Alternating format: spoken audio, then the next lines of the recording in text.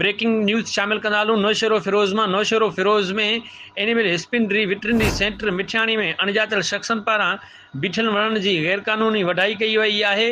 वढाई करण बाद उहे वण जेका 2 लख रुपए एवज़ विकिरो कया विया आहिनि, जंहिंजी वीडियो के न्यूज़ हासिल करे वरिती आहे। इन ई हवाले सां असां तफ़सील वठंदासीं नौशहरोफिरोज मां डिस्ट्रिक्ट रिपोर्टर शौकत मलिक खां। जी शौकत मलिक, छा तफ़सील आहे नवां वटि?